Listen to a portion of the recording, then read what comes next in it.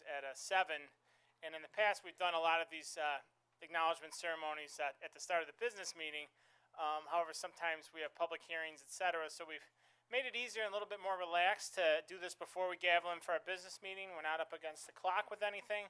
So I want to welcome you here. We love doing occasions like this. We have very different, three specific recognitions, very different in scope and nature, but all of which I think makes us very proud about the community and the people living in our community.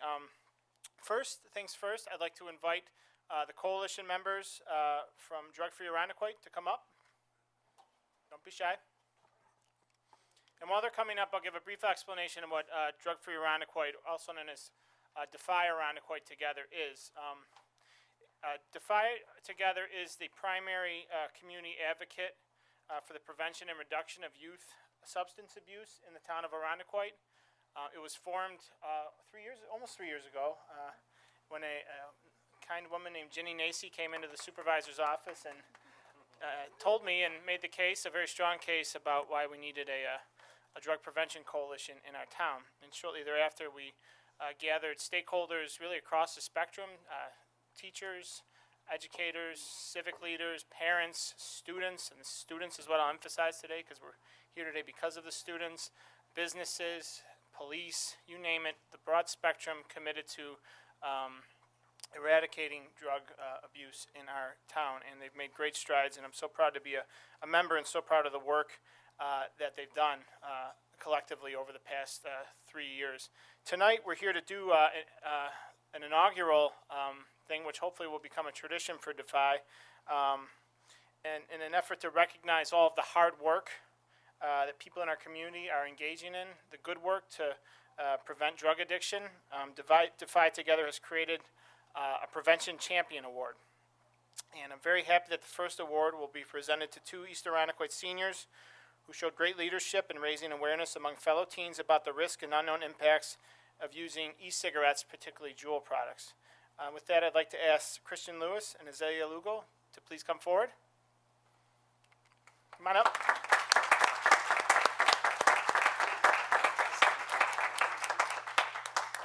You tell how dedicated Azalea is. She's in the middle. She's in the 4th inning of a softball game right now. So I said we go first. I'm going to hand it over to Ginny briefly, but just give you an idea of what these 2 students did and a little bit of the problem that they're tackling. Recent data from the FDA showed that more than 1 million teens admitted to vaping.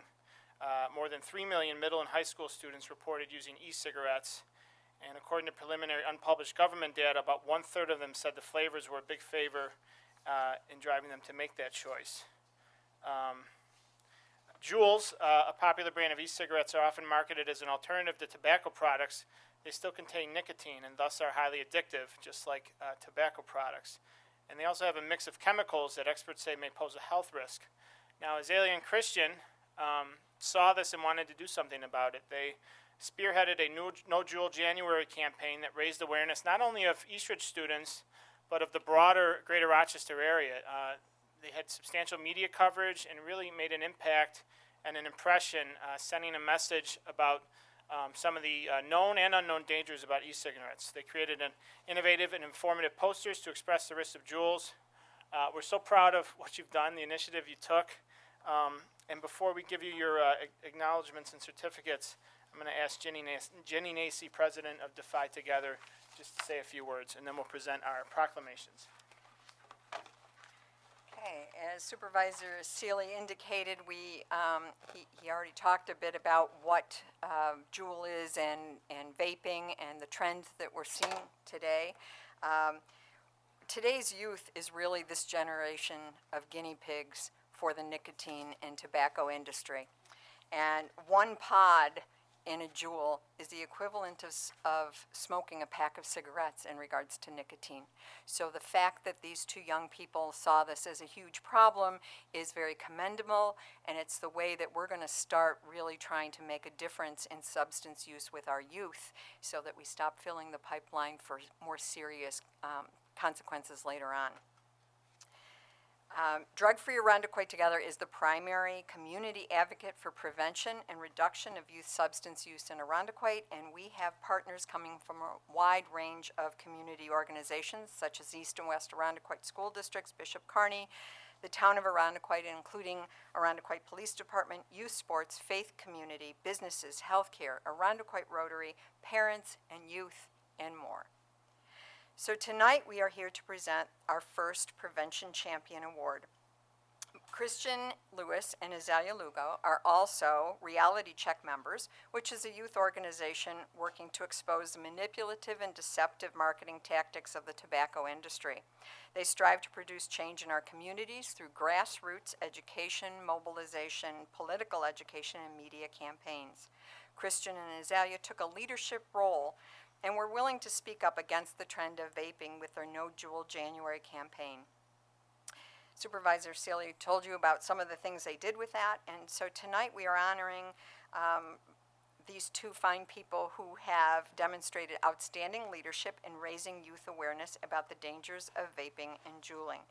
So on behalf of Drug-Free Arundecoit, I am honored to be able to present the first Prevention Champion Award to Christian Lewis and Azalea Lugo. But I'm going to hand it over to Supervisor Sealy to read a proclamation. Thank you. So this is very official, so it's going to sound too formal for your good, and you're going to hear a lot of whereases, but it makes it important, okay? So whereas a great society is only as great as those individuals that provide exemplary services and achieve noble accomplishments in their endeavors, all for the betterment of their community. And whereas it is the belief of this town board that when such individuals make a substantial and enduring contribution to their community, it is appropriate to publicly proclaim and commend their efforts for the edification and emulation of others. And whereas Drug-Free Arundecoit Together, hereafter Defy Together, was formed in 2016 as a community-based coalition committed to establishing and strengthening collaboration amongst multiple community sectors to develop and support the implementation of programs and activities related to prevention, education, and reduction of youth substance abuse. And whereas, according to recent data from the Food and Drug Administration, more than 1 million teens admitted to vaping and more than 3 million middle and high school students reported using e-cigarettes. Whereas in January 2019, Azalea Lugo and Christian Lewis, both students at Eastridge High School, conceived and executed a No Juul January campaign, which effectively raised awareness throughout the greater Rochester region about the common misconceptions that e-cigarettes and vaping are safe alternatives to tobacco and nicotine products. And now let it be resolved that we, David A. Sealy, and the town board, on behalf of the entire town of Arundecoit, do hereby join with Defy Together in presenting to Azalea Lugo and Christian Lewis the Prevention Champion Award, and be it further resolved, we thank them for their contributions they have made towards combating substance abuse in the town of Arundecoit and beyond, so declared on this day, the 21st of May, 2019. Christian, Azalea, we're so proud of you. Congratulations on behalf of the whole town.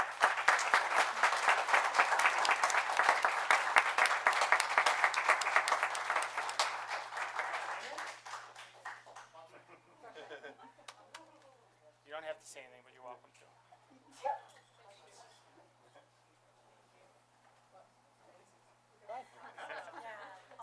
I would like to thank my mom and the counselors at Eastridge High School for helping me get this award. I'd like to thank my mom and Christian as well because we did all this together. So, I'm going to ask everyone to come in front of the podium, but I also just want to recognize, first of all of our coalition members and all the hard work they do, particularly Superintendent Mary Groh. She must be very proud looking out in this room because it's really Eastridge night here. And also Kaya Bowerman, who is from Eastridge and should be up here. She's a member of our coalition, so she's going to come up here right now and take a picture with us. Why don't everyone get in front of the podium and we'll document this forever. You two front and center.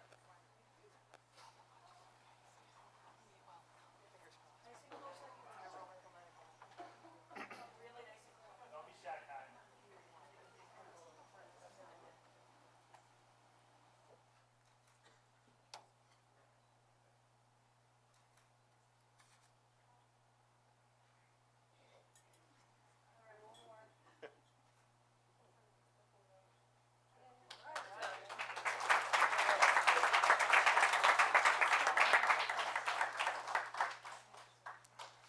So next, you might have heard some beautiful,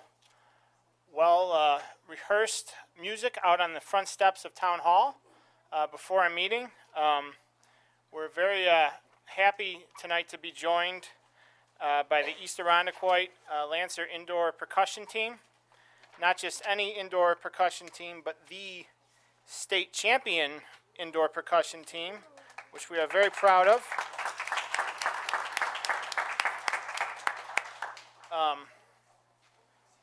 So we celebrate all of our the achievements of all of our students, whether they are in the classroom, whether they're on the sports arena, whether they are part of an ensemble that spends hundreds of hours a year, maybe thousands of hours a year rehearsing and showing true dedication to their craft. So with that, I'd like to very orderly invite up the East Irondequoit Lancer Indoor Percussion Team to join us. Come on up, kids.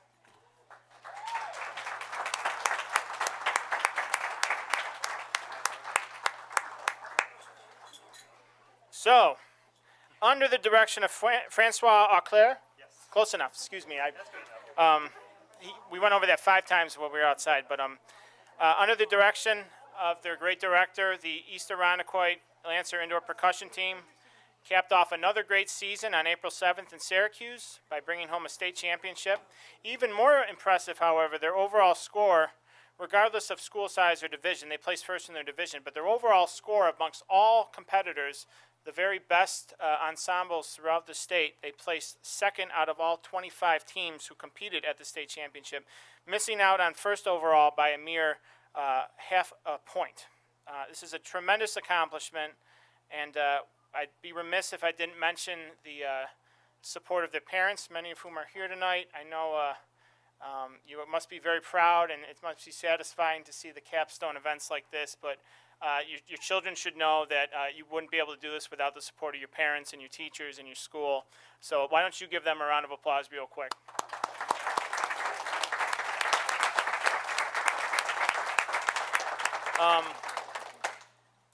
Again, we have we were really it was, first of all, I made the joke when I walked outside because it's so nice out. This is the nicest night we've probably had in a month. I said, we're going to make you the in-house band for the front steps of Irondequoit until it rains. So I told you to keep your calendars clear for tomorrow night because we should just keep it going. It's the anti-rain dance, and we do not need any more rain. But Francois, I'd like to bring you up here. On behalf of the town of Irondequoit, we're happy to present this proclamation to you from the town board. I'll read it in its entirety. Whereas a great community is only as great as those individuals and organizations that perform exemplary service on behalf of their community, whether through academic or professional endeavors, or simply through a lifetime of good citizenship. And whereas, attendant to such concerns and in full accord with the long-standing traditions, the town of Irondequoit is justly proud to acknowledge the East Irondequoit Lancer Indoor Percussion Team and their impressive accomplishments during the 2019 New York State Percussion Circuit. And whereas, under the leadership of Director Francois Auclair, this year's show featured music from Africa and India and centered on the theme of the music helping the world's many cultures existing in peace and harmony. And whereas after a rigorous circuit, and it is rigorous, I will note, the Lancers traveled to the state championship competition in Syracuse, New York, which featured the finest indoor percussion ensembles from across New York State. And whereas the Lancer Indoor Percussion Team capped off another phenomenal season by winning a state championship, finishing first in their division and obtaining the second highest score out of 25 schools participating in the competition. Now let it be resolved that we, Supervisor David A. Seeley, and the town board, on behalf of the entire town of Irondequoit, do hereby congratulate the East Irondequoit Lancer Indoor Percussion Team on their many successes in the 2019 season and offer our gratitude and appreciation for the manner in which they have represented their school and the entire town of Irondequoit, so declared on this day, the 21st May 2019, signed the town board of the town of Irondequoit. Congratulations, everyone.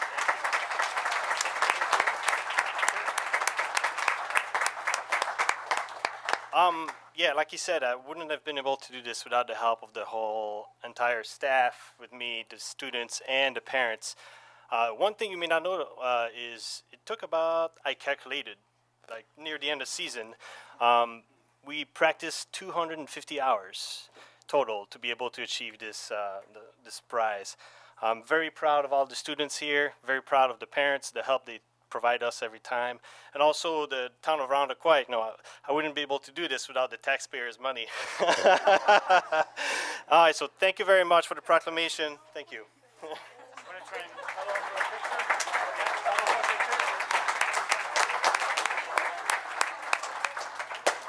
in. All right. All right, everybody Of course, face forward. of course, it's a perfect semicircle. It's like completely symmetrical. Okay. Smile, kids.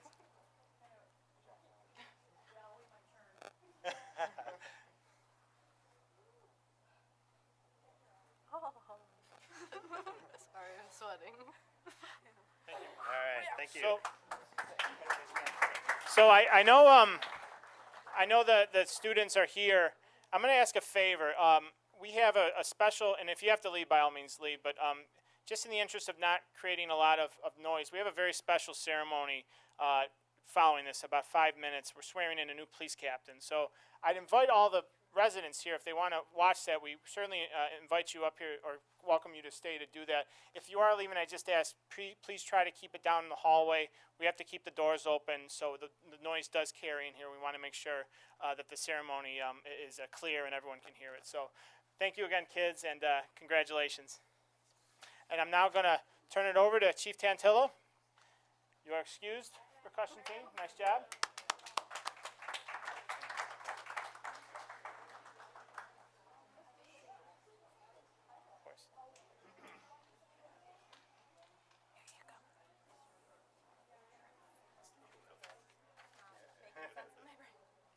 We can wait a little bit if you want to cut the. Yeah, we'll give him a couple minutes.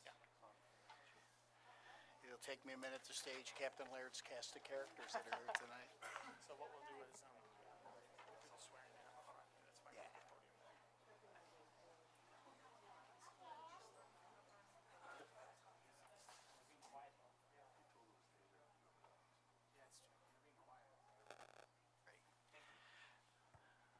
Well, good evening, everyone. If I could have Captain Alan Laird come forward, please, with his family.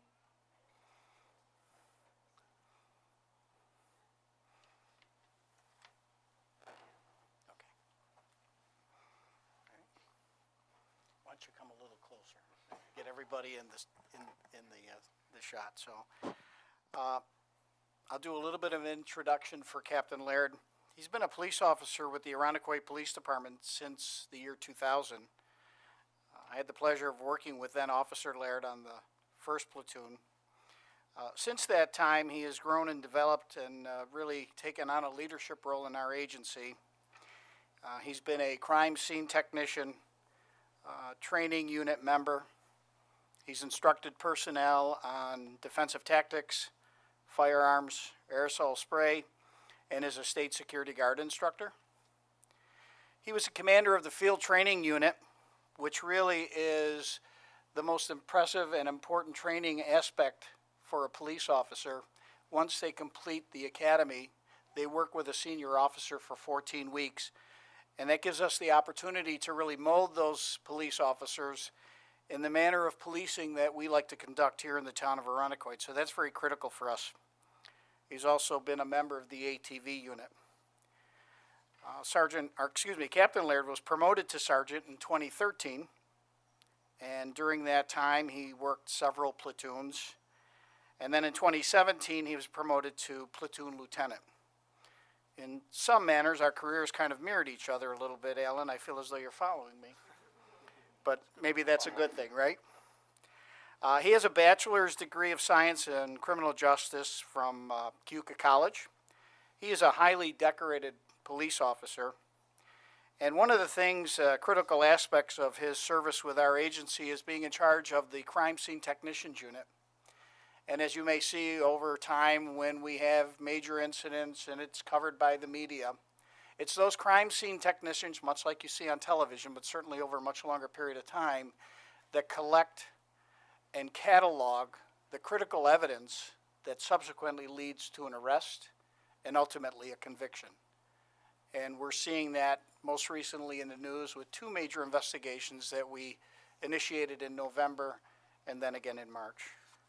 So it's certainly my pleasure to turn the ceremony over to Supervisor Seeley for the administration of the oath. Captain Laird, who will be holding the Bible?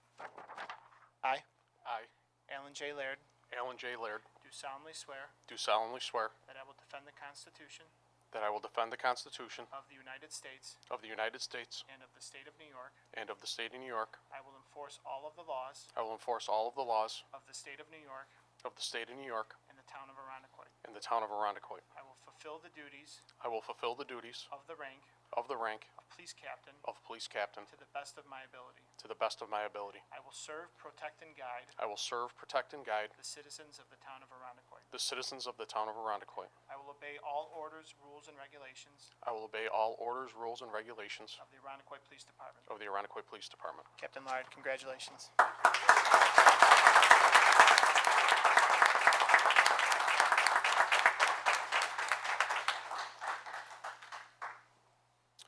I'm going to start with a couple of thank yous.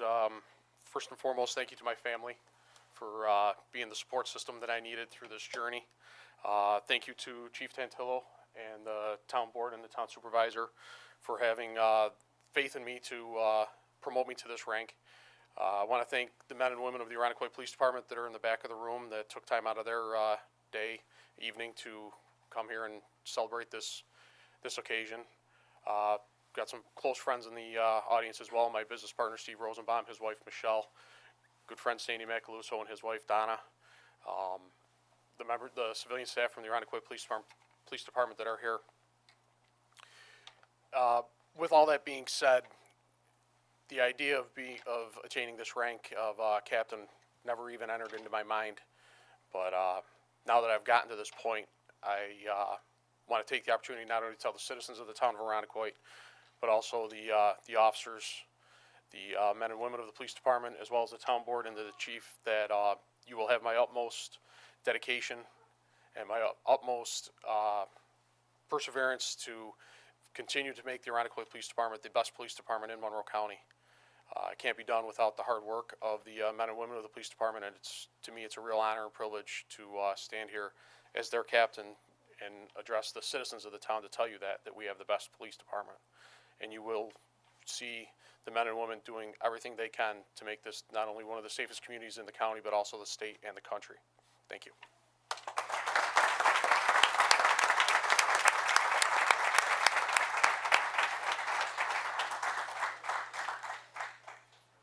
Well, those are three very, for lack of better words, awesome presentations. Congratulations, Captain Laird. Congratulations to your family. For those of you who don't know, and I think Chief might have explained this, but the captain is obviously the number 2 of the department and helps Chief run the department, working with the officers and all the platoons. The captain also has the pleasure of spending the second most time with the supervisor in the supervisor's office. So you don't know what you're getting into, Alan, but on behalf of the whole town, we're very proud of you, and congratulations to your family as well. All right, this concludes our pre-meeting activities. Thank you for coming. We'll gavel in about 5 minutes.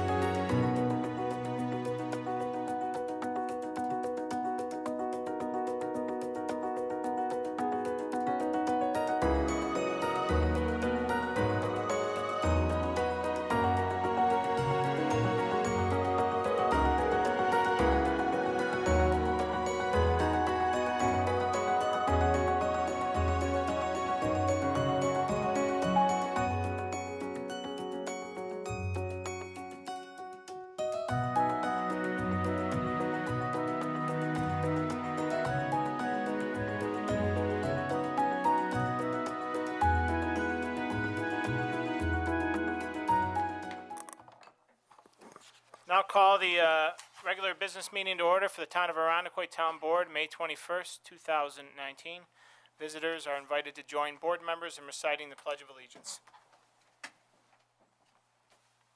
Pledge allegiance To the flag of the United States of America, and to the republic for which it stands, one nation, under God, indivisible, with liberty and justice. I'm going to ask you just please remain seating. The community, our town hall family, today joins the rest of the broader area in mourning the loss of Russ Thomas, who passed away yesterday evening. Russ's contributions to the Arundecoy community, think, are substantial and enduring. Russ spent 34 years as a music teacher in the East Arundecoy School District. He was a longtime conductor of the Arundecoy Community Orchestra and also the Arundecoy Concert Band. He was a small business owner, owning a repair shop for 50 years, Thomas Music.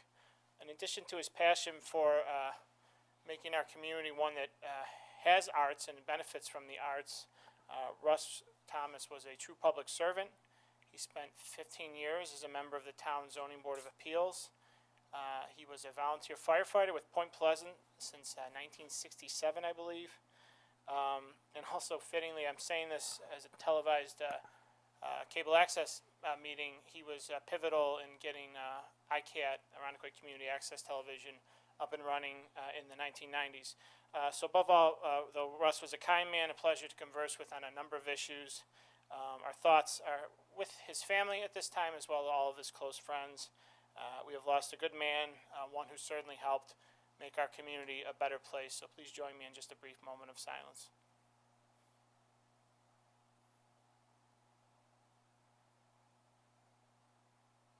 Thank you. You may be seated.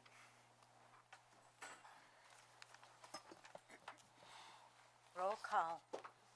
Councilwoman Hush LeRae. Here. Councilman Perticone. Here. Councilwoman Romeo. Here. Councilman Weiner. Here. Supervisor Sealy. Here. Attorney for the town. Here. Thank you. Thank you, Madam Clerk. Before we get to our regular business, a few announcements. Last week, we announced final plans for a new town community center at the former Arundecoy Mall, now known as Skyview on the Ridge. This plan will be put forth to the voters on July 30th in a referendum vote, which will actually be set tonight by the town board via resolution. The center would include a recreational facility, a full-size gymnasium, fitness center, dance studio, as well as artificial practice space. But as with any community center, it will be a place for all residents to come, housing our senior programming, enhancing our family amenities, and creating new space for teen programming. We would also have increased community meeting space and space for event rentals.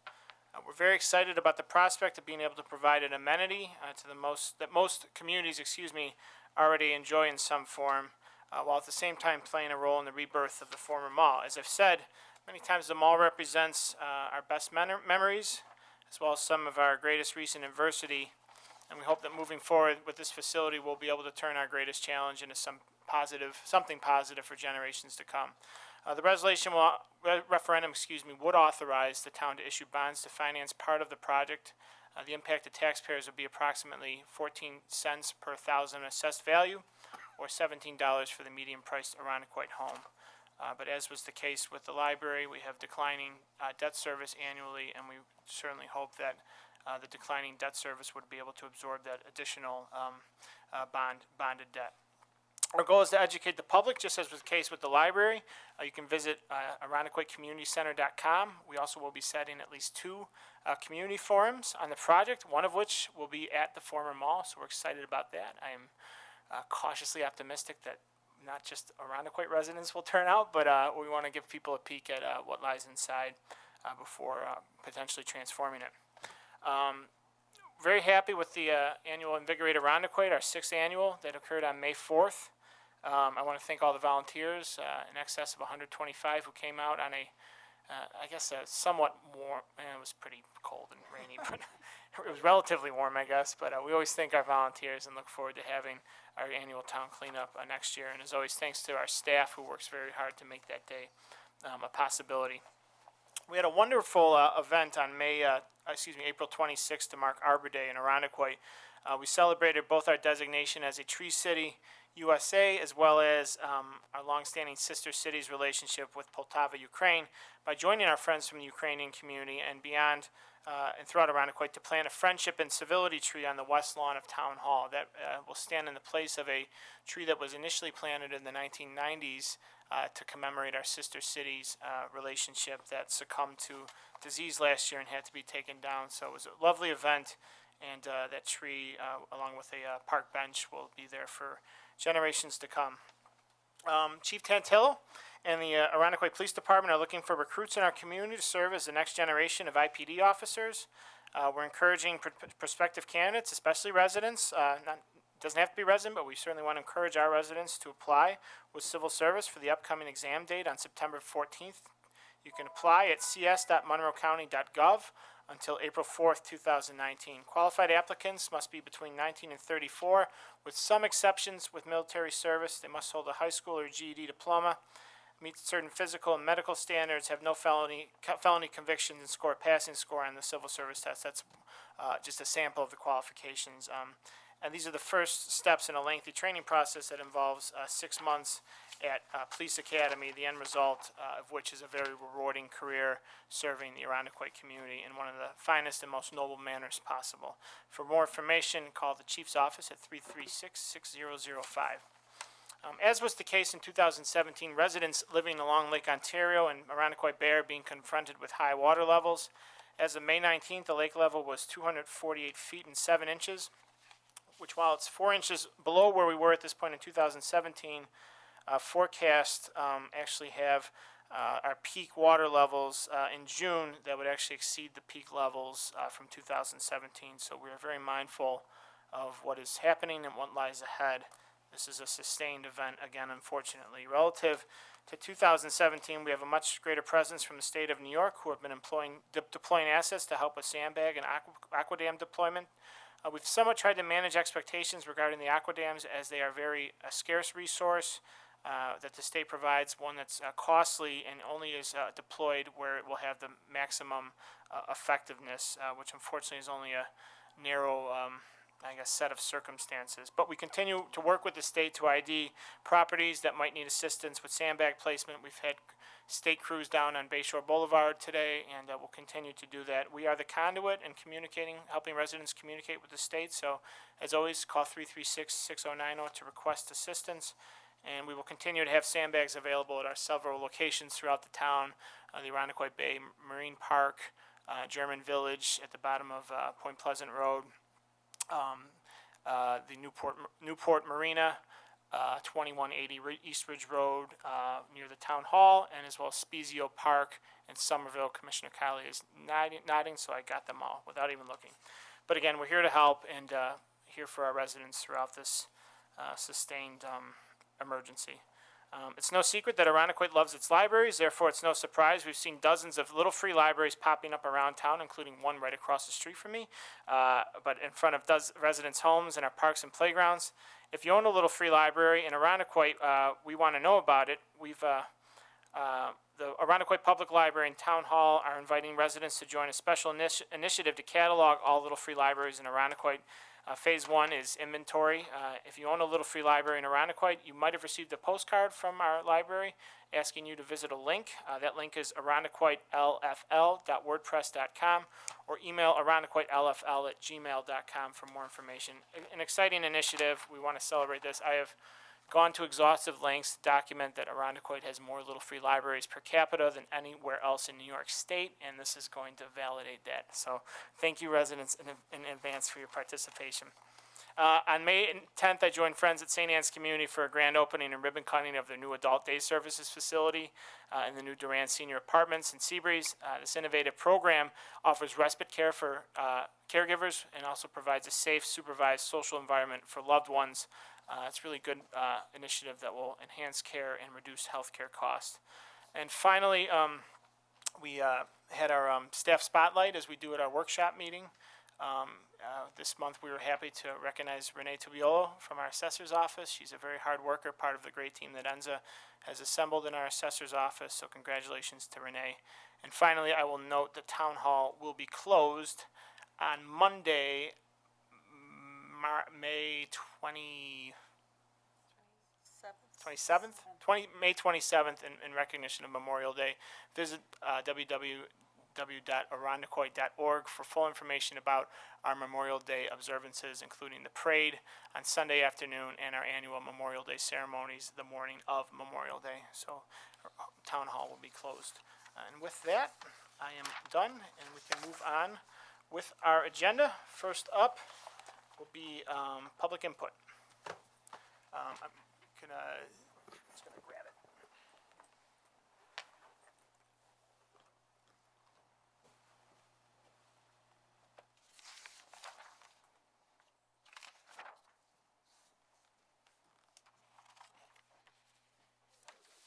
You'd think after 3 years of doing this, I would remember to grab it, but I did not. My apologies. First to sign up to speak, we have Robert Shainbrook, 439 Avondale Road.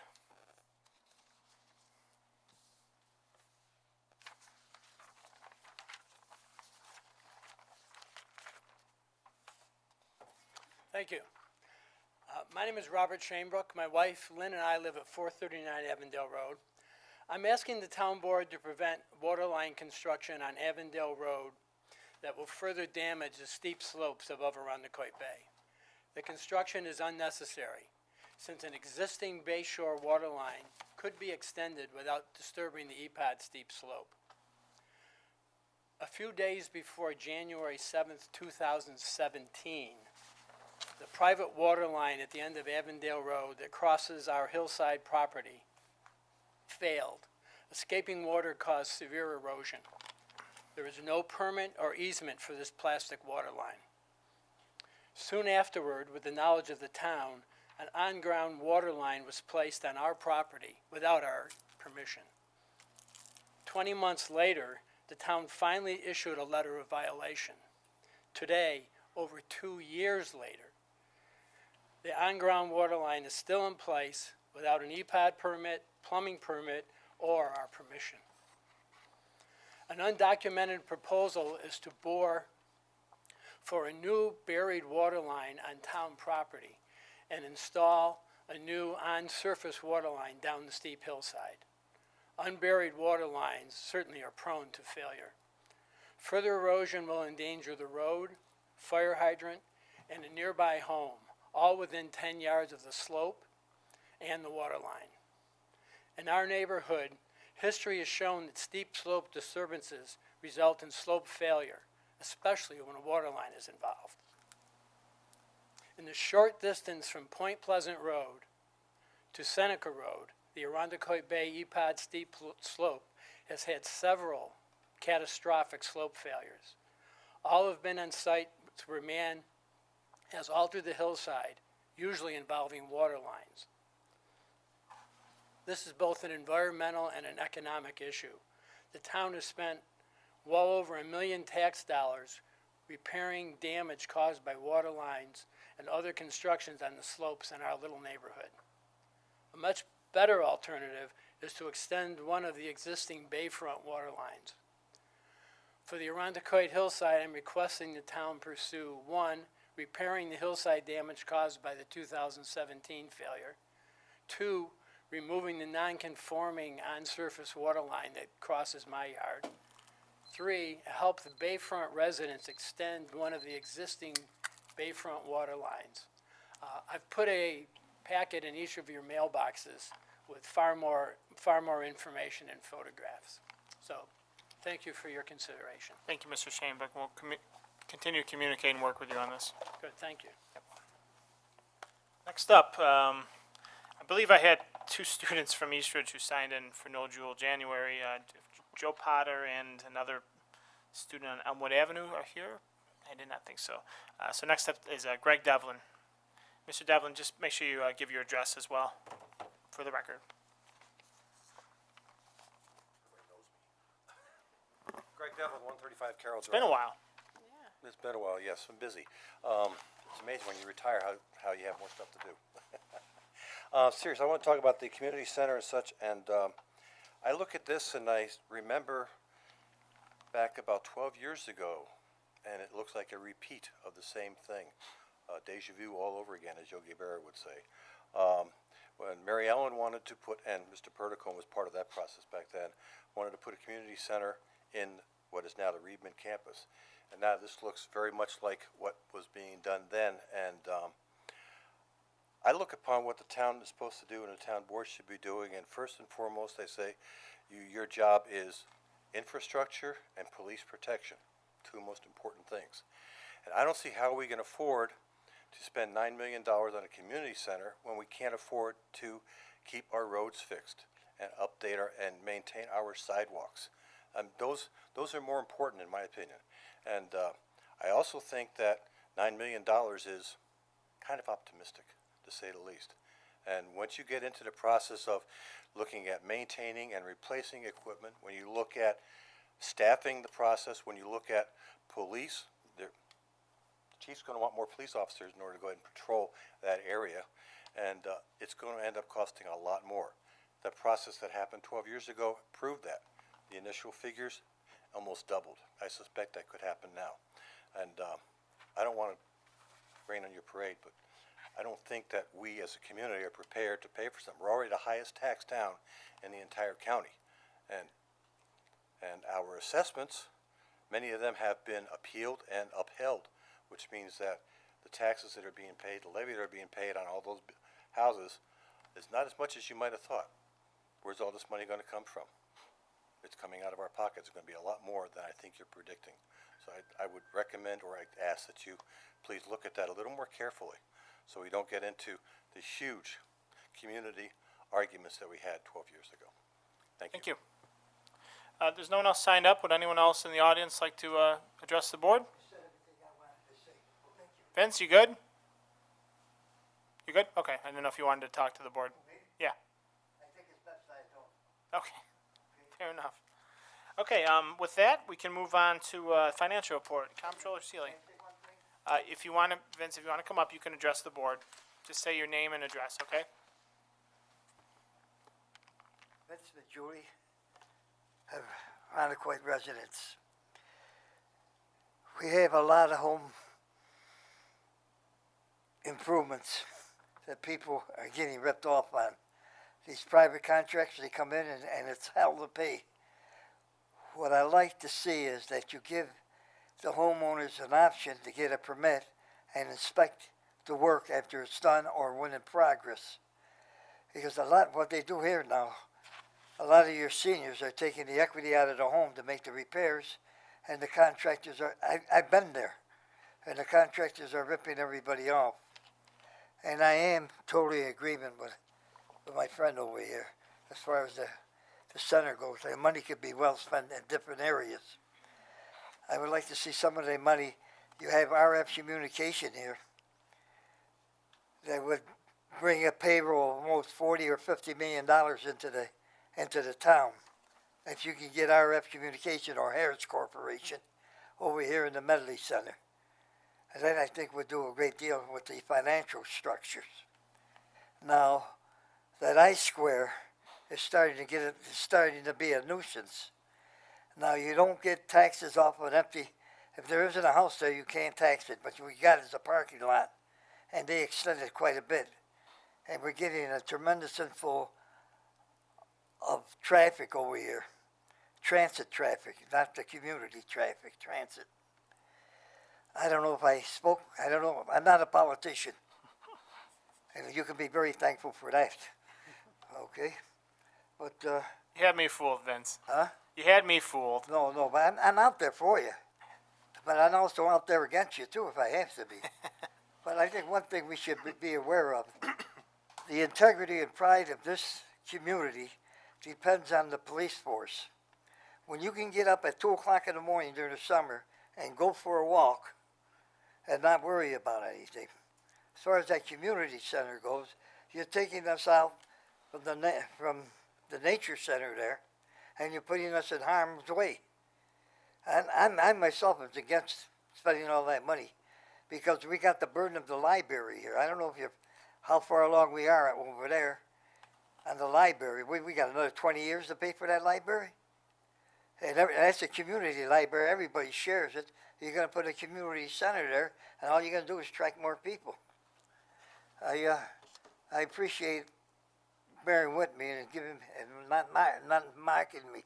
But I definitely would like to see, I've gone to Morel's office, I don't know how many times, to try to get more support for the police department. And all I get is that I'm disrupting, they're being disrupted.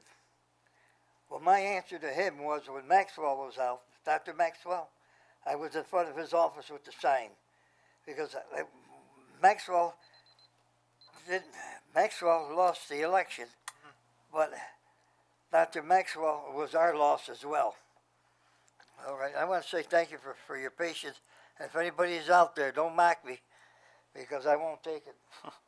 Thank you, Vince. Anyone else in the audience wish to address the board? Okay, with that, we can move on to our financial report. Comptroller Seeley. Thank you. The financial results for the town as of April 30th. Total expenses, actual as well as encumbered, $12,841,000, or 36.2% of budget, which is higher than the 33.3% of the year that has elapsed. The breakdown: actual expenses, $10,276,000, encumbrances, $2,565,000. Encumbrances remain high as departments continue to commit to services, supplies, and commodities that will be needed throughout the year. The general fund expenses are slightly above budget at 35.1%, $7,401,000. That breakdown is actual expenditures $6,129,000, encumbered expenses $1,271,000. Contained in the general fund encumbrances are installment debt for equipment leased by the solid waste, trees, cemetery, parks, and police departments, attorney fees, and contracted expenses throughout the town. Also included are the annual unexpended energy cost of the general fund street lighting account. Jointly, the highway fund's expenses are above the percent of the year that has elapsed. $2,127,000, 37% of budget. The high costs there are driven by greater than budgeted snow removal, overtime labor cost, and encumbrances for salt, gas, fuel, installment debt, capital equipment outlay, and equipment parts. Expenditures in the library are 43% of budget, $1,112,000. The overrun is attributed to the annual bond anticipation notes principal and interest payments of $545,000 for the consolidated library. The unfavorable impact of this debt service payment should level off before year end. Sewer expenses are 34.8% of budget, equating to $1,421,000. Expenses in stormwater drainage total $194,000, 22% of budget. The actual expenses, excluding encumbrances, in the town's three major funds, as well as the town as a whole, are less than the percent of the year that has elapsed. The actual percent for the town is 28.9%. For the general fund, it is 29%. Sewer is 26.7%. And for the collective highway funds, 23.9%. The general fund revenue received is $12,258,000, 58.6% of budget.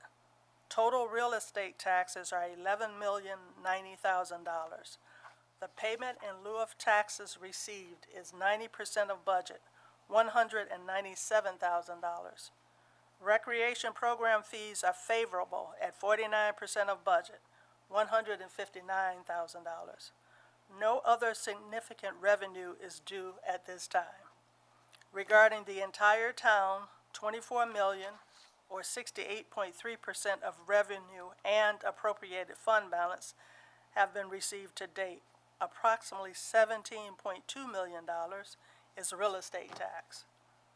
The library, at the end of April, the library had received 92.5% of its budgeted revenue, $2,387,000. 72.5% or $4,116,000 is for the highway. Sewer has received $3,995,000, 98.8% of that fund's budget. Stormwater drainage is at 98.3% of revenue, a total of $760,000. This concludes my financial report for the month of April. Thank you. Thank you, Comptroller Seeley. Any questions or comments on the financial report? Hearing none, I'll take a motion to accept. Moved. In a second. Second. Questions, comments? All those in favor say aye. Aye. Opposed? Financial report is accepted. Approval of minutes. April 9, 2019, the workshop meeting. Motion. Moved. In a second. Second. Mr. Weiner, seconds. Questions, comments, revisions? All those in favor say aye. Aye. Opposed? Minutes are approved. April 16, 2019, the regular town board meeting. Motion. Moved. In a second. Second. Thank you, Mr. Perticone. Any questions, comments, revisions? Hearing none, all those in favor say aye. Aye. Opposed? Minutes are approved. We can now move on to item for board action under assessor, and then we will. Item number 6, authorizing the real property aide to attend a seminar on assessment, appraising in Ithaca, New York from July 14th through the 19th, 2019. Do I have a motion? Moved. And a second. Second. Thank you. Ms. Maneo, explanation, please. Thank you, Supervisor. This is a resolution for the real property aide to attend the annual New York State Assessors Association seminar, which would be, it's 1 week, and it's the first in a series of several dates for certification going forward for the real property aide. This has already been budgeted in the assessor's budget. Thank you. Any questions or comments? And this would send Julia Rumiano, our real property aide, for the seminar. All those in favor say aye. Aye. Opposed? Resolution is adopted. Item number 7, approving revised permit and fee schedules related to building permits and planning zoning applications within the Department of Community Development. Motion. Moved. And a second. Second. Thank you. Ms. Ivers, an explanation, please. Thank you, Supervisor. The resolution before you would be allowing you to authorize the update and revision to our existing building permit fee schedule and our planning and zoning fee schedule. The primary purpose for the update is to include small cell review and building permit applications that are in accordance with the FCC order. You'll remember that last month you adopted updated code for telecommunications to include the small cell. This resolution makes the changes to the building permit and planning and zoning permit or fee schedules that reflect that. While we were also reviewing those updates, we decided to make a couple of cleanup changes. Because this is a relatively new fee schedule for us, we did identify a few other minor updates that would help clarify the required fees. Thank you. Any questions or comments from the board? All those in favor say aye. Aye. Opposed? Resolution is adopted. Item number 8, authorizing the transfer of funds from the highway fund balance to oil and stoning of roads account. Motion. Moved. And a second. Second. Thank you, Ms. Hustle-Ray. Commissioner Kiley, explanation, please. Thank you, Mr. Supervisor. The resolution before the town board this evening would move funds from the highway fund balance to the highway operating account for oil and stone. This transfer would allow the town to double the amount of roads being surface treated this year with oil and stone. Oil and stone is the preferred methodology for surface treats for our roadways, seeking to fill any cracks and potholes within those roads, increasing the longevity of the asphalt. The allocation would move $90,000 from the highway fund balance to the operating account for oil and stone, and will double the amount of roads able to be chip sealed this year to the tune of approximately 24 lane miles.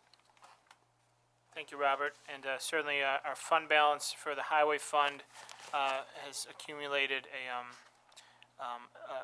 an amount above and beyond the recommended fund balance relative to the fund. So even taking this money from the fund balance, we would still be well within our comfort area for the fund balance relative to the size of the fund, which ranges from 5 to 20%, but would still be on the higher end. Correct, Bob?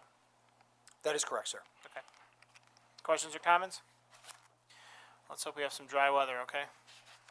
All those in favor say aye. Aye. Aye. Opposed? Resolution is adopted. We're going to table resolution number 9. Madam Clerk, move to 10.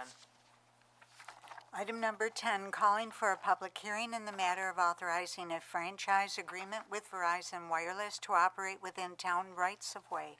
Motion. Moved. And a second. Second. Thank you, Mr. Perticone. I'm going to let the town attorney give a broader explanation, but the preface for this is, as we've, really been charged by the FCC to come up with regulations governing our how small cells are deployed in the town of Arundecoit. We passed a local law last month to provide oversight for that. One thing we learned with the first round that came through last year was a lot of redundant paperwork.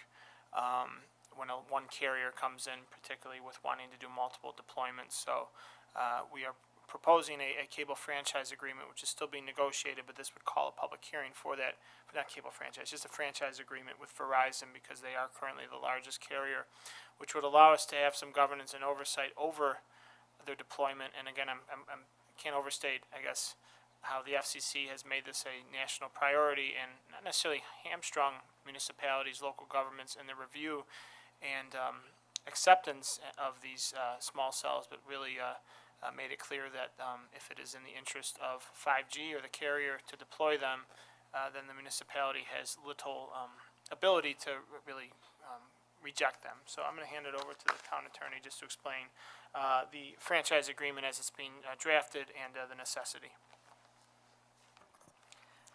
Thank you. So the franchise agreement that is currently being contemplated with Verizon would simply give Verizon the right to be within the town's right-of-way with their small cells. Currently, the town does not own much, if any, infrastructure within the right-of-way, so it would not actually be a lease. The town doesn't own the poles. They don't own. We don't own the lights either. So there's really no structures that the town would be leasing to Verizon. It's just allowing Verizon to be located within the right-of-way, which the town has the right to govern through its police powers. The franchise agreement also would not allow necessarily specific locations or specific cells to be located without additional review. It's just allowing them to be physically present, subject to Bob's additional review regarding the proprietary, the properness of where they're located within the right-of-way. And then it also would be subject to zoning review if required under our new zoning law. Bob, do you have anything to add? No, I think you summarized that very well. And so we're still negotiating with Verizon some terms of the franchise agreement. It should be settled soon. And then once we have a proposed agreement for the board's review, in addition to, of course, being available to the board, it will be available in the town clerk's office should anyone wish to review it prior to the public hearing in June. And we expect that to be soon within the next week. Yeah, hopefully within the next week or so. We'll have that finalized, obviously in draft form, subject to the town board's additional review and the public hearing. And I do not believe we would move to adopt the franchise agreement next month unless some compelling federal reason necessitated it. Not currently, but Okay, we will propose gotcha. that to Verizon. Okay, thank you. All right, very good. Questions or comments? Hearing none, all those in favor say aye. Aye. Opposed?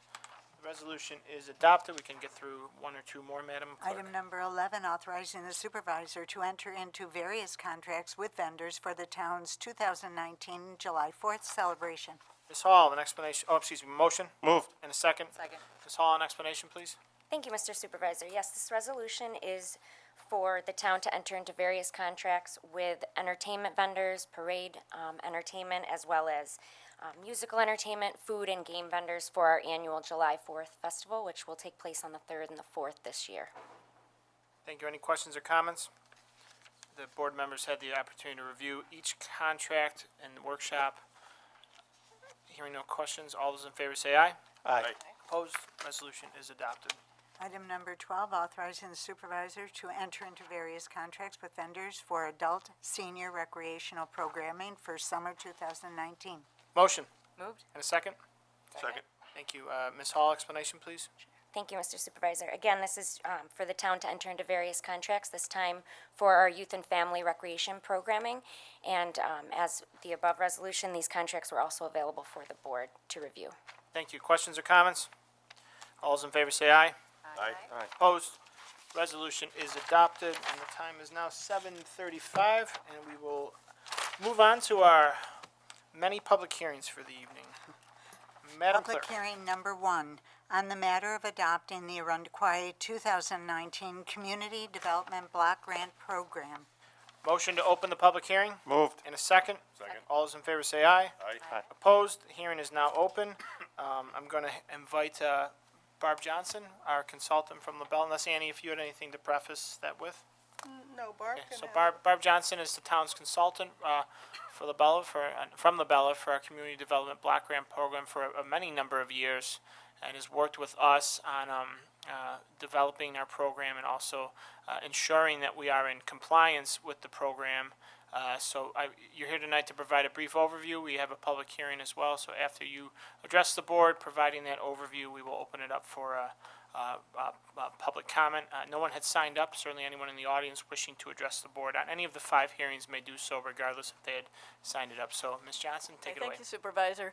So as most of you know, every year in the recent history, the town has received an allocation from the federal government through the Housing and Urban Development Department for Community Development Block Grant. This year's allocation is $898,207, which is very close to last year's, a little bit higher, just under $10,000 more than the allocation last year, which was good news. I'd like to say all the outcry we had 2 years ago when they proposed slashing it had a good end result because it really justified the program by highlighting its reach and positive impact. So that's why I like to think it keeps going up. The formula that they use is a little mysterious, but it's based on a combination of the town's population, characteristics, age, poverty, housing stock, and so forth. But it comes out well for the town as far as having $898,000 to use for CDB eligible activities. To be eligible, a project has to meet the needs of low and moderate income people. It might be a target area, such as a low and moderate income block, or specifically to those people who would benefit, they have to prove their income. Or it can benefit seniors who are presumed to be low income. So most of the funding this year is allocated, and the town has a CDBG advisory committee made up of residents and members of the town staff who review the votes and make recommendations, and this reflects their recommendations as well. So $449,000 for street resurfacing.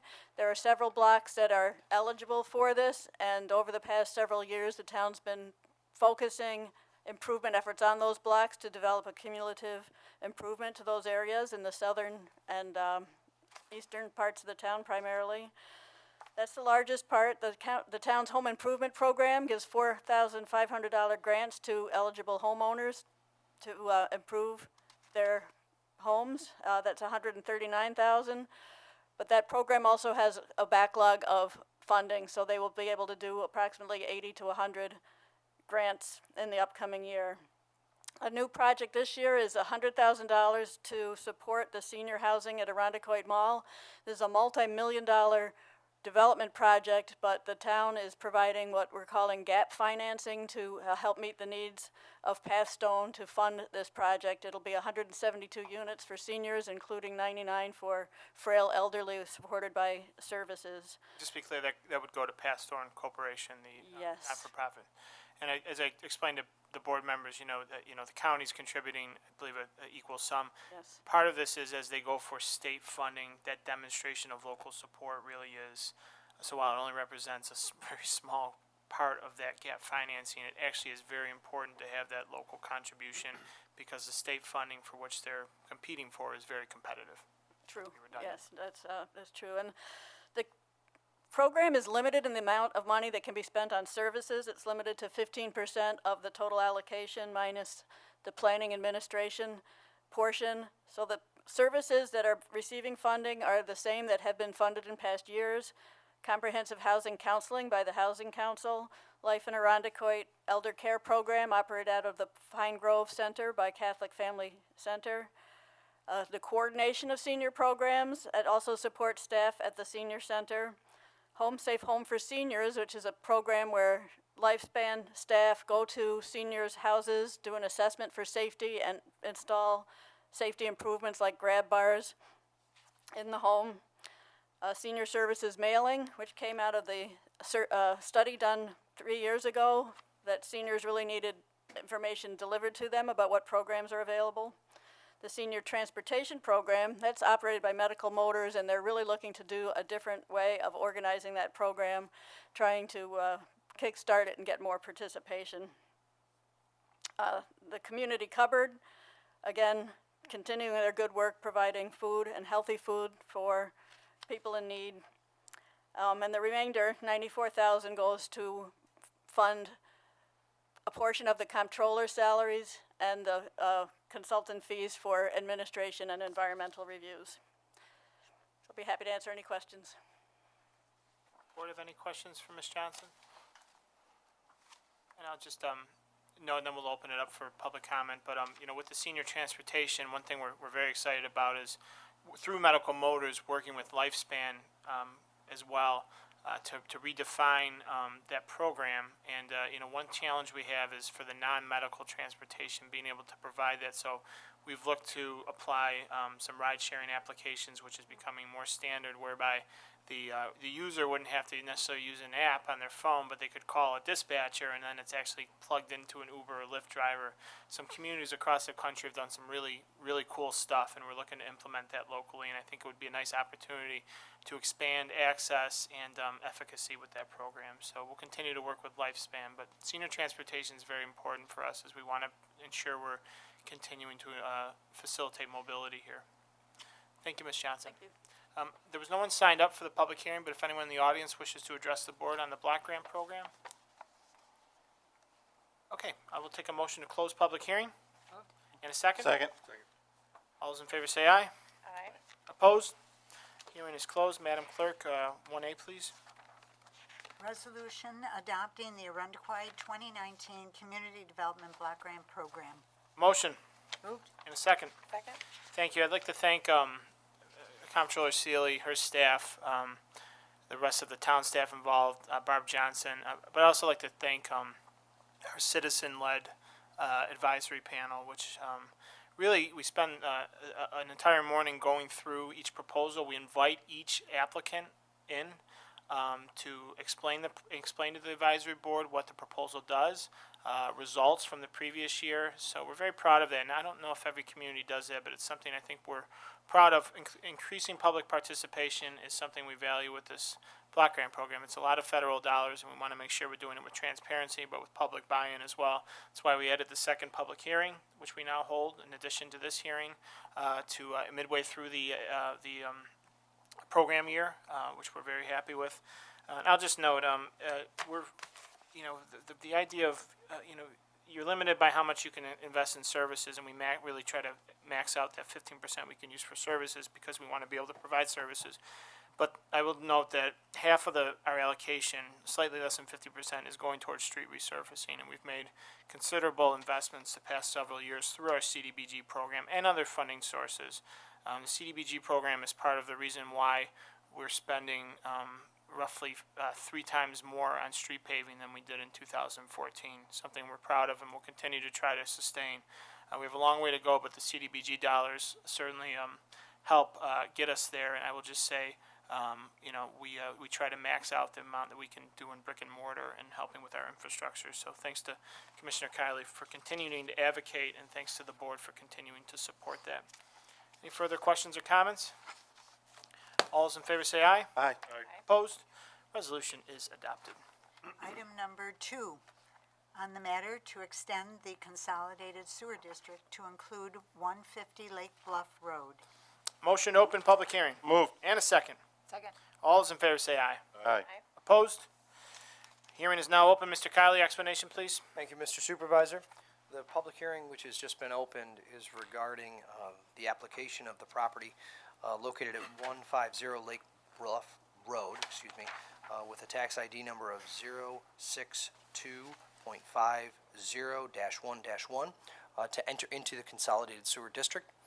Pursuant to law, the application goes before the town board for public hearing to see if there's any community input regarding this property's request to enter into the Consolidated Sewer District. Thank you, Mr. Kiley. Would anyone in the audience wish to come up and address the board on this particular hearing? Seeing none or hearing none, I will take a motion to close public hearing. And a second. Second. All those in favor say aye. Aye. Hearing is closed. Madam Clerk, Resolution 2A, please. Resolution approving the extension of the Consolidated Sewer District to include 150 Lake Bluff Road. Motion. Moved. And a second. Second. Any questions or comments? All those in favor say aye. Aye. Opposed?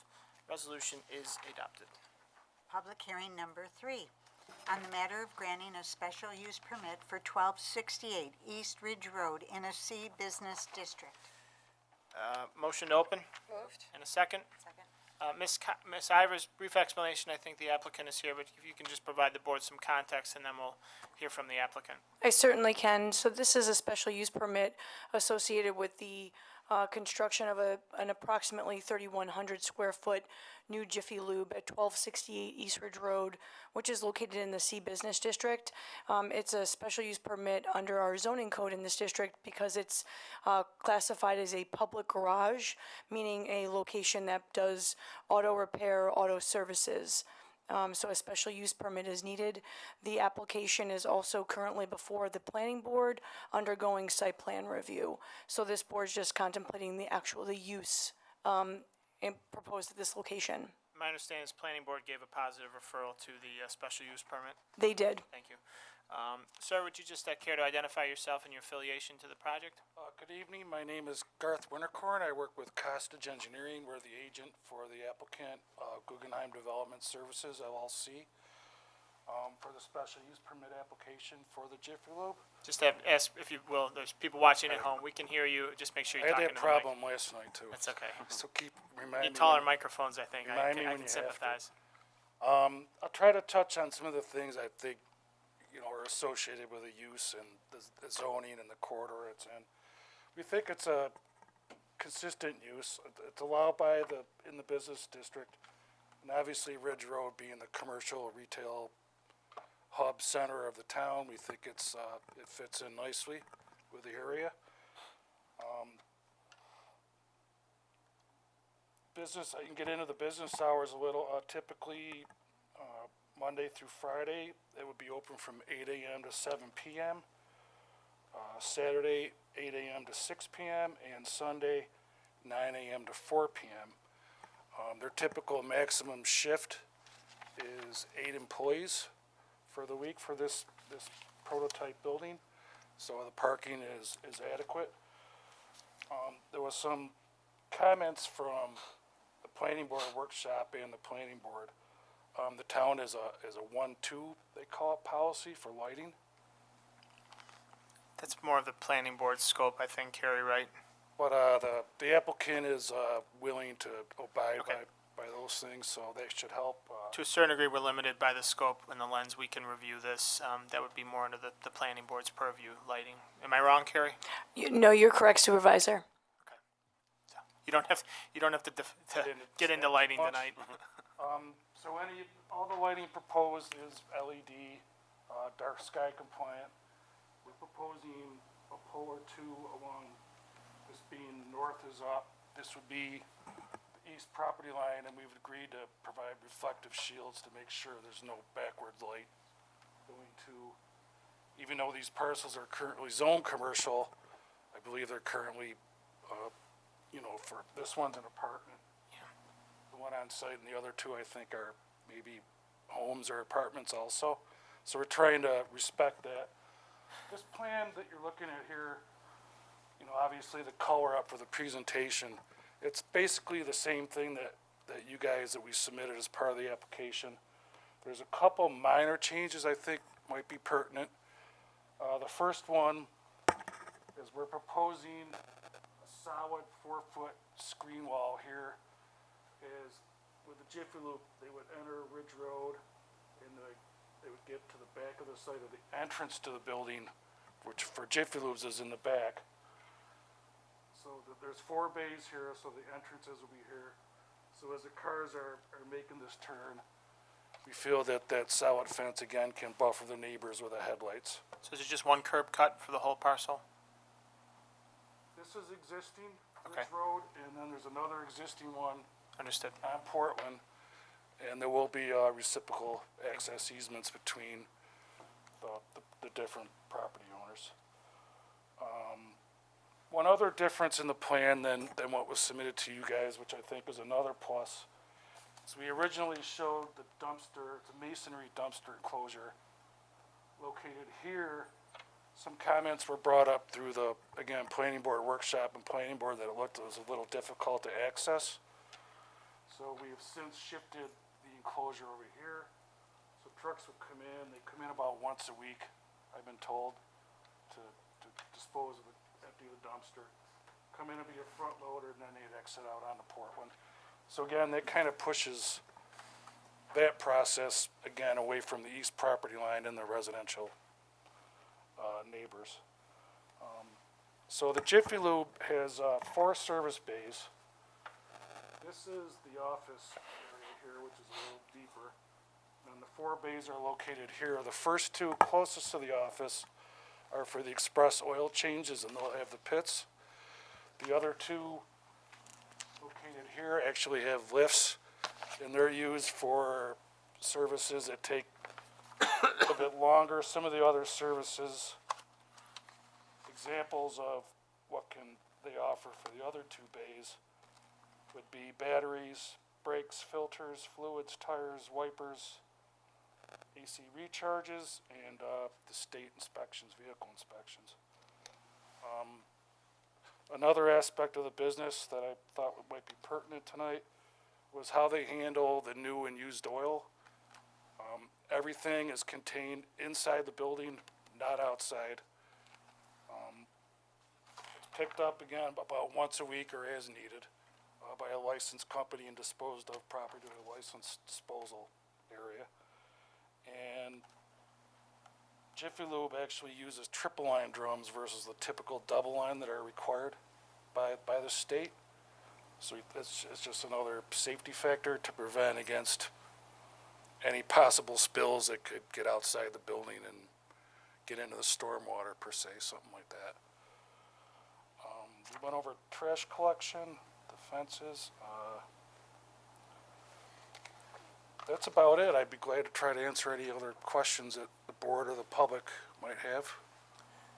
Any questions from the board? I do. Is this an additional location, or are they closing one and opening this one? This is a new additional location. I'm not sure. Right now, we're working on 4 of them. They're in different periods of the approval process. We're doing one in Henrietta. It's been all through the boards. It is approved. We're doing one in Hamburg. Again, that's gone through all the board approvals, and we're working towards building permits for that one. And a 4th one we're working on is in the city of Buffalo on Elmwood Avenue. So the district franchise manager, his name is Steve Isom.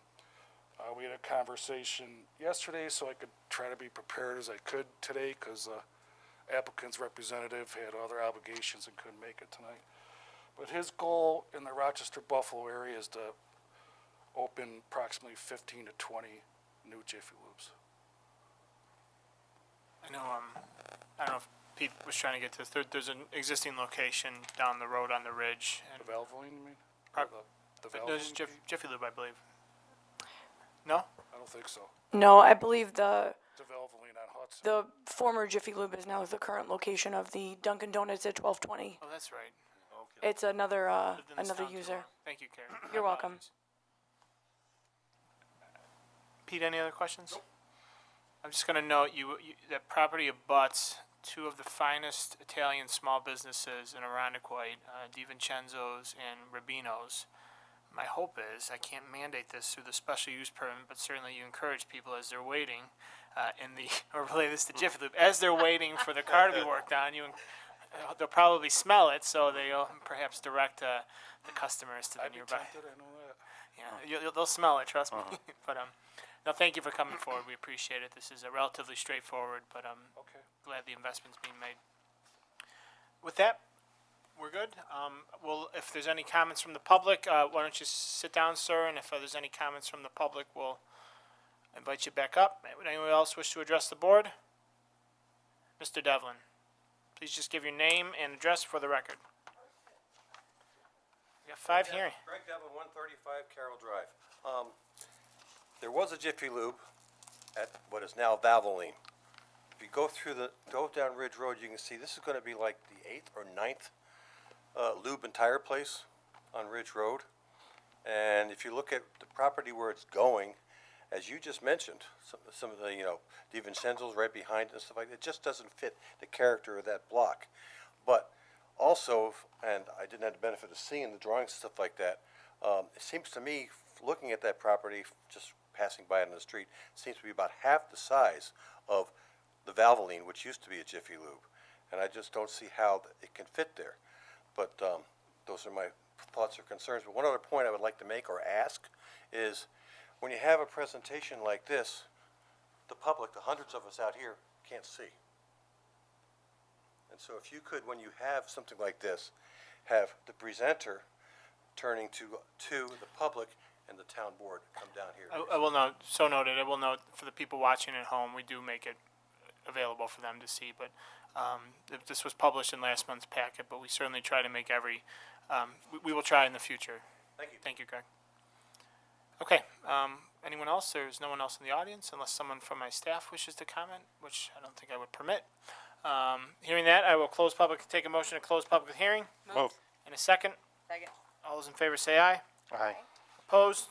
Hearing is now closed. Madam Clerk, item 3A. Resolution granting a special use permit for 1268 East Ridge Road and a portion of tax ID number 091.08-2-51.1 in a C business district. Motion. Moved. In a second. This would adopt or grant the special use permit for 1268 East Ridge Road in the manner as presented. Any questions or comments? All those in favor say aye. Aye. Opposed? Resolution is adopted. Public hearing number 4 on the matter of adopting a proposed local law to amend Chapter 40 of the Code of the Town of Arundequoit relating to officers and employees. Motion to open hearing. Moved. In a second. Second. All those in favor say aye. Aye. Opposed? Hearing is now open. This proposed law would relate to residency requirements for specific town department heads who are public officers under state law.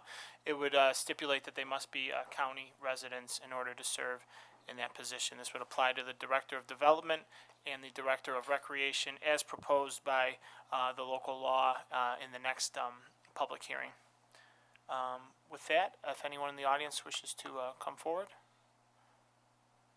Hearing none, I'll take a motion to close public hearing. Moved. In a second. Second. All those in favor say aye. Aye. Opposed? Hearing is closed. We will not take action tonight. We will continue to take public comment as we do on the majority of local laws as presented, and most likely move to adopt next month. Madam Clerk. Public hearing number 5 on the matter of adopting a proposed local law to amend Chapter 44 and Chapter 1 of the Code of the Town of Arundequoit relating to town recreation services. Motion open. Moved. In a second. Second. All those in favor say aye. Aye. Opposed? Thank you. As our recreation department has evolved over the past several years and really grown and flourished under the leadership of particularly Ms. Hall, but also with the support of her staff and the entire infrastructure. And as we look to really expand that with the possibility of a new community center, but even independent of that community center, the need to define and really solidify the role of recreation into the town of Arundequoit, I think, is necessary. So this proposed law would take create a new Department of Recreation Services. It would take it out from under the Department of Public Works as it currently exists, and allow it to be a standalone town department. I think it's important. I think if we're going to prioritize recreation, this is a simple yet really a solid move to make to express our commitment to recreation. With that, I will. The hearing is open. If any member of the public wishes to come to address the board. Hearing none, I'll take a motion to close public hearing. Moved. And a second. Second. All those in favor say aye. Aye. Opposed? Hearing is now closed, as was the case with the previous public hearing. The hearing is closed, however, we will continue accepting public comment until next board meeting. If we determine it necessary to reopen public hearing, we will, although in all likelihood, we would move to adopt the proposed local law. With that, that concludes our public hearings. We can now move on to item for board action number 13 under recreation. Authorizing the supervisor to enter into various contracts with vendors for youth and family recreational programming for summer 2019. Motion. Moved. And a second. Second. Thank you. Ms. Hall, explanation, please. Thank you, Mr. Supervisor. This is to enter into contracts for our summer recreation program. We offer various programs in the summer for all ages, and this is a resolution to accept those contracts so that we can offer those programs. All of the contracts were available for town board review. Thank you. Any questions or comments on the proposed resolution? Hearing none, all those in favor say aye. Aye. Opposed? The resolution is adopted. Item number 14, authorizing the supervisor to enter into agreements with vendors for summer camp field trips. Motion. Moved. And a second. Second. Thank you. Ms. Hall, brief explanation? Yes, thank you. So this is to enter into contracts so we can take our summer camp children on field trips this summer, throughout the summer. Thank you. Any questions or comments from Ms. Hall? Hearing none, all those in favor say aye. Aye. Opposed? Resolution is adopted. Item number 15, authorizing the supervisor to enter into a capital lease financing agreement with Key Government Finance for 8 trucks and a 4-inch portable sound attenuated diesel trailer mounted pump for the Bureaus of Public Works and Cemetery. Motion. Moved. And a second. Second. Thanks. I'll take a stab at this, Ann, and you can fill in any gaps. This would authorize financing for 8 vehicles for the Bureau of Public Works and Cemetery through capital leases. At the workshop meeting, we adopted a resolution awarding the lease financing bid that came in. In the interim, we come to terms with the financier, and as such, authorize the supervisor to enter into that lease financing agreement with the financer. Anything to add? No. Oh, wow. Any questions or comments? All those in favor say aye. Aye. Opposed? Resolution is adopted. Item number 16, accepting gifts for Arundequite Senior Health Exposition. Motion. Moved. And a second. Second. Thank you, Ms. Hushler. In April, we were happy to host our 3rd annual Senior Health Exposition, which was by far the most largely attended. With a new location, almost 20 additional vendors this year. It could not happen without a number of people contributing to that, but and this would accept a gift from Tasteful Connections, which gave breakfast food items for us to serve the attendees. So we thank them for that. Tasteful Connections, and wonderful Arundequite business, and we're grateful to accept the gift. Questions or comments? Hearing none, all those in favor say aye. Aye. Opposed? Resolution is adopted. Item number 17, authorizing the construction and equipping of a new community center, stating the maximum estimated cost thereof is $9,500,000, and authorizing the issuance of up to $7,250,000 in serial bonds of the town to finance said appropriation. Motion. Moved. And a second? Second. Thank you. I'll let the clerk take a breath on that one. It's a long title. So this would adopt a bond resolution authorizing the town to issue bonds in the amount of $7.25 million to finance a $9.5 million community center. That's inclusive of soft costs as well. The remaining $2.25 million would come from town fund balance, which has grown substantially over the past several years, and we expect to grow additionally over the course of this year.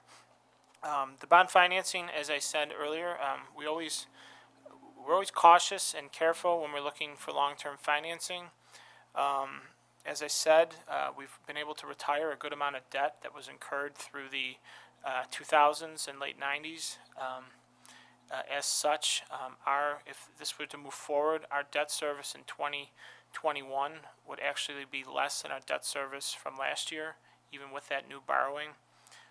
So to say that we're backfilling, you never want to just backfill for the sense of backfilling debt service, but in this we're providing, I think, looking to provide an amenity that has been sought after and I think has been pursued, and I really feel this is a proposal that has been studied for the past 18 months, ever since we initially accepted the offer from the owner of the facility to build out the space, approximately 42,000 square feet, with essentially no base lease. There are, in the lease agreement, which was authorized by the board in December, there are, of course, common area maintenance charges that we would incur regardless. Those are just charges that the landlord would assess to us. However, the base lease is $1. I don't think we're allowed to have a $0 lease. We might be able to, but it's a $1 base lease. So if you looked at the cost of commercial leases, we would roughly be saving upwards of several $100,000 a year in lease payments. We have gone through a lengthy process with this as well. This is the result of a public engagement process that saw 1,300 residents answer a survey describing what amenities they want to see. It saw 2 very well-attended public meetings. It saw focus groups throughout 2018.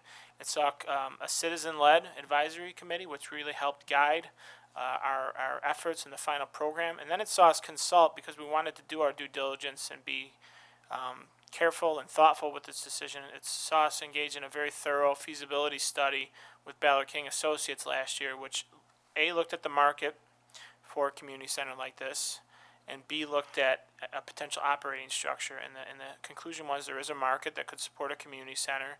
And furthermore, from an operating standpoint, the cost recovery could approach 100%. It was at 90%. However, even the consultant acknowledges that much of the assumed expenses could easily be integrated from existing recreation staff. So, we're not making this decision without having thought this out. And the end result that necessitates this financing is the development of a schematic design to arrive at a final budget that we feel comfortable with, and I thank the board members for being honest throughout that process.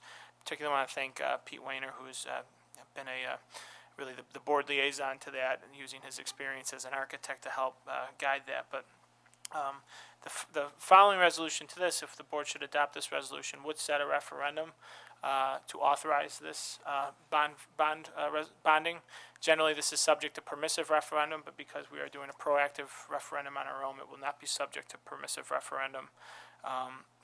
With that, I'll entertain any questions or comments from the board.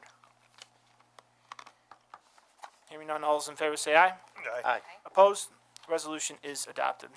Item number 18, calling for the holding of a special town election of the town of Arundequoit, Monroe County, New York, for the purpose of submitting a proposition on the question of a bond resolution dated May 21st, 2019. Motion. Moved. And a second? Second.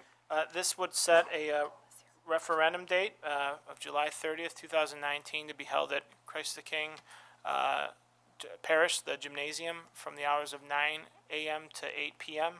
All the qualified electors in the town would be eligible to vote. It is my expectation at the next month's board meeting, or perhaps a workshop if the timing necessitates it, we would pass further resolutions setting up a board of registration and criteria for absentee ballots. But I will just say, in anticipation of this, we've been working with council as well as Barb and my team to ensure that the election is run efficiently. Unfortunately for Clerk Janier, she's done this many times before, sometimes twice for the same proposal, but we're in good hands with her shepherding this process. But we want the people of the town to make this decision, and our goal is to put something that they certainly consider and see value in, but ultimately it's the decision of the people of Arundequoit. Questions or comments? I hear none. All those in favor say aye. Aye. Aye. Opposed? Resolution is adopted. Item number 19, approving the special event license for Yellow Jacket Racing Fleet Feet's Rochester Marathon Full and Half and Relay. Motion? Moved. And a second? Second. Thank you. I want to propose they rename this the Rochester Marathon that goes through Arundecoit, because any runner will tell you the best part of the marathon is when you go up St. Paul Boulevard and you have the people cheering you on. But this is the annual marathon, Sunday, September 22nd from 7:30 a.m. to 2 p.m. I'm sure our neighborhood associations will be well prepared to cheer the runners on, and we're continue to be happy to work with Yellow Jacket Racing. They're a good organization, and they've done a handful of other races in town as well. All those in favor say aye. Aye. Opposed? Resolution is adopted. We now have a proposed resolution to replace the tabled resolution as put forth by Mr. Kiley. Madam Clerk, would you please read the title of the resolution?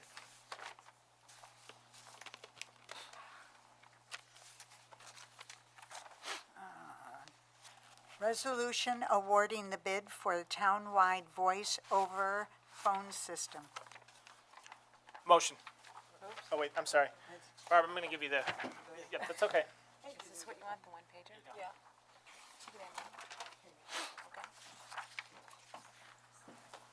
Sorry about that. Adopting a resolution rejecting bids for the town-wide voice-over IP. Thank you. Can I have a motion and a second? Second. Thank you. Mr. Kiley, I'm going to ask for a very thorough explanation in the interest of full transparency. Thank you, Mr. Supervisor. I can certainly do that. So the town received 3 bids for the voice-over internet phone system, VoIP system. Myself and IT Director Nate Stone were leading the charge on this project. The town published the bid pursuant to our town procurement policies. We received 3 bids for this job. Those bids were publicly open and read aloud with 3 bidders again. The low bidder was Frontier Network Systems, the second low bidder, Relcom Incorporated, and the third, Ronco Communications. Of those 3 bids, we de-scoped the low 2 bids, Front Runner and Relcom. Through the de-scoping process, there was an issue raised with Front Runner's bid package, specifically how they put their bid package together. Within their package, they were relying on the town to procure items and software through the NJPA contract system, which is a contract system that does not allow, that is a contract system that the town procurement policy does not allow. So ultimately, within their bid package, they requested or relied on the town to procure services off of a shared and a multi-state contract system. It's not unheard of, this NJPA contract system. It's not something that the town of Arundecoit participates in. As such, subsequent conversations were had with the low bidder Front Runner, explaining the town's inability to procure items and services, software or physical hardware through that system. That vendor then requested more time to go through and talk to their manufacturer, Mitel, of the system. That system then, to provide a significant discount to the town, all while the town was reaffirming that the bid package dollar amount cannot change. While also de-scoping and finding these issues with Front Runner, we also de-scoped Relcom, finding their bid package to be complete and ultimately satisfactory to the town, granted at a higher cost. So back and forth these conversations and de-scoping occurred all the way up to truly hours before the board meeting here, where the low bidder, Front Runner, indicated that they may have to withdraw their bid because they cannot reaffirm the price that they proposed, that price being $148,249 for the upgrade of the entire town phone system. That's against all facilities, town hall, PD, library, public works, etc. We then entertained a conversation and spoke to Relcom, indicating they would be awarded, only then to 30 minutes later having Front Runner come back to say they can honor their original price within the bid package. Now, this back and forth with vendors indicating where the award is going has created uncertainty in my mind, and I think in the minds of most, both of those two vendors. It's in the town's best interest. My recommendation to the town is to reject all bids because of this uncertainty. We can clean up the bid specifications and move forward with a more thoroughly vetted bid package and vendor at the next town board meeting. So these are very dynamic bid packages. It's a lot of technical information, and these are larger procurements for the town. And ultimately, with the time constraint that we had today and the back and forth between the two different low vendors, low quotes, I think it's in the best interest of the town to reject all bids and rebid this to find certainty in the future. Thanks, Bob. I appreciate that. And we take procurement very seriously, and the integrity of the procurement process is something that we value. In the budget last year, the board, and thank you for this, we appropriated $145,000 for the upgrade of our phone system, which for anyone who's worked here or perhaps even called here is long overdue because they are just on fumes right now. However, we want to get this right and have it as clean as possible. So I certainly accepted Bob's recommendation, and it's never ideal when it happens this close, and perhaps the fact that this was all happening this close to the meeting was a sign that we should just take a step back and put the brakes on, because descoping bidders sometimes is challenging. You know, that's the reality. We've been through this with sewer projects, and we try and get through the process, but the descoping sometimes takes longer than we hope it would. Any questions or comments? Bob, what are we gonna look for a rebid? Few weeks, you think? How much time do you need? The rebid would be immediately. Okay. We would like to have the opportunity to clean up a couple of different areas within the bid package that I think we can provide more clarity on. There was significant interest in this bid package. We had more than 6 packages were submitted and taken. Many questions came in, but we would move on this immediately to make sure that we were prepared for the June town board meeting. Okay, thank you. Any further questions or comments? Hearing none, all those in favor say aye. Aye. Opposed? Resolution is adopted. This concludes the body of work for our regular board meeting, May 21st, 2019. Our next workshop meeting is Tuesday, June 11th at 4 p.m. right here in the Broderick Meeting Room at Town Hall. Our next regular town board meeting is Tuesday, June 18th, 2019. Again, here at the Broderick Meeting Room at Arundecoit Town Hall, starting at 7 p.m. I will now take a motion to adjourn. Moved. And a second? Second. All those in favor say aye. Aye. Opposed? The meeting is adjourned.